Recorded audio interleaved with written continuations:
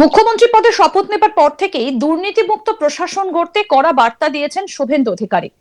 আগের সরকারের বিরুদ্ধে তদন্তের ফাইল প্রয়োজনে ফের খোলা হবে বলে জানিয়েছেন মুখ্যমন্ত্রী। এবার রাজ্যের বিভিন্ন জায়গায় তৃণমূল বিধায়কদের বাড়িতে তল্লাশি অভিযান শুরু করলো পুলিশ। যদিও এই সমস্ত বিধায়কদের প্রত্যেকের বিরুদ্ধে অভিযোগ ছিল। বৃহস্পতিবার 14ই মে সকালে দক্ষিণ 24 পরগনার বিষ্ণুপুর বিধানসভা কেন্দ্রের তৃণমূল কংগ্রেসের বিধায়ক দিলীপ মণ্ডলের কৈলানের বিলাসবহুল বাড়িতে বৃহস্পতিবার ব্যাপক তল্লাশি অভিযান চালালো ডায়মন্ড হারবার পুলিশ জেলার পুলিশ। সকাল থেকে গোটা এলাকায় কড়া নিরাপত্তা ব্যবস্থা গ্রহণ করা হয়। বিধায়কের বাড়ির আশপাশ ঘিরে ফেলে বিপুল সংখ্যক পুলিশ বাহিনী মোতায়েন করা হয়, যার জেরে এলাকায় ব্যাপক চাঞ্চল্য ছড়িয়ে পড়ে। পুলিশ সূত্রে জানা গিয়েছে, কয়েকদিন আগে একটা বিজয় মিছিল চলাকালীন প্রকাশ্যে হুমকিমূলক মন্তব্য করতে শোনা যায় বিষ্ণুপুরের তৃণমূল বিধায়ক দিলীপ মণ্ডলকে। আর সেই ঘটনার ভিডিও এবং একাধিক অভিযোগ সামনে আসতেই বিজেপির পক্ষ থেকে ডায়মন্ড হারবার পুলিশ জেলার পুলিশ সুপারের কাছে লিখিত অভিযোগ দায়ের করা হয়। অভিযোগে দাবি করা হয়, বিধায়কের বক্তব্য এলাকায় ভয় এবং উত্তেজনার পরিবেশ তৈরি করেছে এবং বিরোধী কর্মী সমর্থকদের নিরাপত্তা বিঘ্নিত হতে পারে। এরপরই পুলিশ বিষয়টা খতিয়ে দেখা শুরু করে। অভিযোগের ভিত্তিতে বৃহস্পতিবার সকালে পৈলানে দিলীপ মণ্ডলের বিলাসবহুল বাড়িতে তল্লাশি চালানো হয়। যদিও তল্লাশির সময় বিধায়ক বাড়িতে উপস্থিত ছিলেন কিনা সেটা নিয়ে স্পষ্টভাবে কিছু পুলিশ জানায়নি।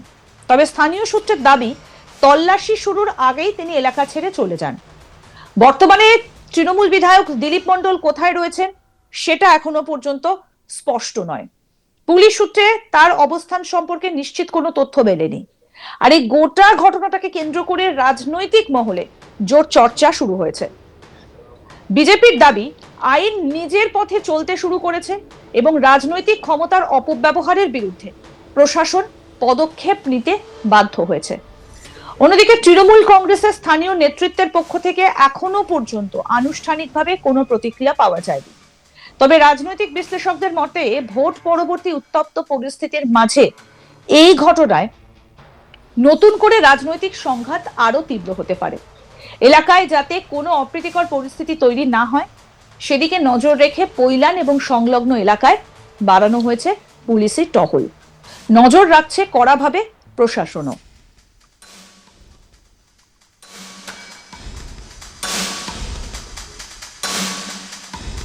এদিকে তৃণমূল বিধায়ক দিলীপ মণ্ডলের যে বিলাসবহুল বাড়িটি, সেখানে বৃহস্পতিবার সকালে তল্লাশি চালায় পুলিশ। সেই বাড়িটিতে সুইমিং পুল ছাড়া সব রকম অত্যাধুনিক বিলাসবহুল সুবিধা রয়েছে বলে খবর। প্রশ্ন উঠছে, একজন বিধায়ক হয়ে দিলীপ মণ্ডল কি করে এই বিপুল সম্পত্তির অধিকারী হলেন? এই প্রশ্নের উত্তর পেতে হলে পুলিশকে তার নাগাল পেতে হবে।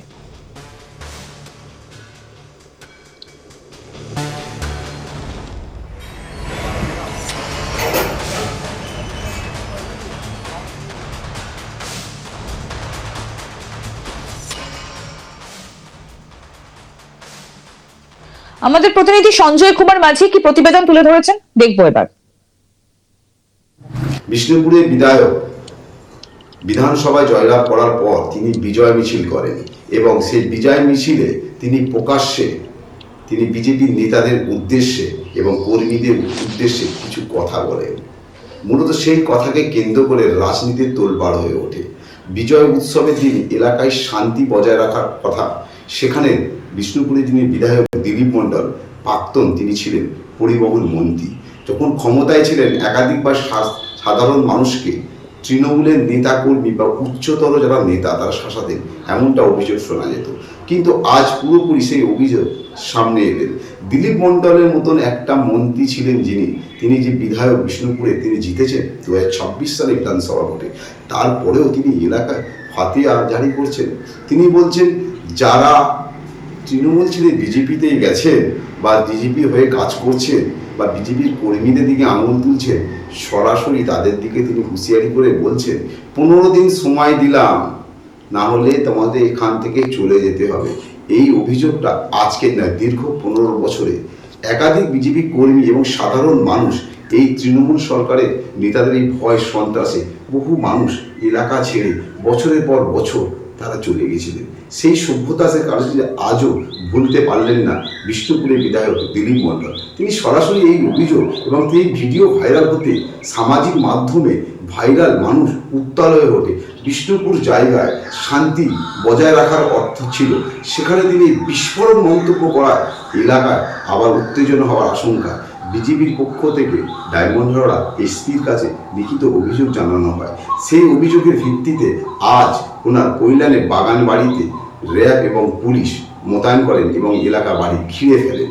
কিন্তু স্থানীয় এবং পুলিশ সূত্রে যেটা জানা যাচ্ছে, ওই ঘটনার আগেই দিলীপ মণ্ডল এলাকা ছেড়ে চলে যান অন্যত্র। প্রশাসন থেকে যেটা জানতে পারা যাচ্ছে, দিলীপ মণ্ডল এখন কোথায় আছে জানা যায়নি। কিন্তু প্রশ্ন হচ্ছে, দিলীপ মণ্ডল যিনি পরিবহন মন্ত্রী ছিলেন একসময়, তিনি একজন মন্ত্রী ছিলেন, তার ভাষা নিয়ে আজ সাধারণ মানুষ প্রশ্ন তুলছেন। বিশাল এই সম্পত্তি এবং তার এই সম্পত্তি কোথায় সাধারণ মানুষের অভিযোগ করছে।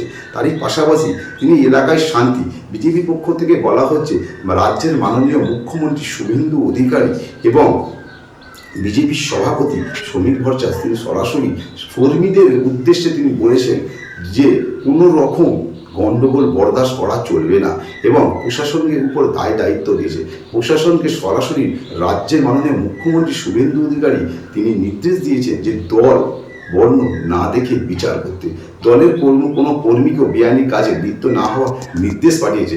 এই নিয়ে পুলিশ মহলে যথেষ্ট তুঙ্গে, কিন্তু প্রশাসনের এই আজকের ভূমিকা সাধারণ মানুষ দেখে খুশি। তারই পাশাপাশি দিলীপ মণ্ডল একটা ভিডিওতে তিনি একাধিকবার সমাজে যে উত্তপ্ত হওয়ার এই সম্ভাবনা এই প্রযুক্তি করায় রাজনৈতিক মহল থেকে সাধারণ মানুষ সকলেই আতঙ্কিত।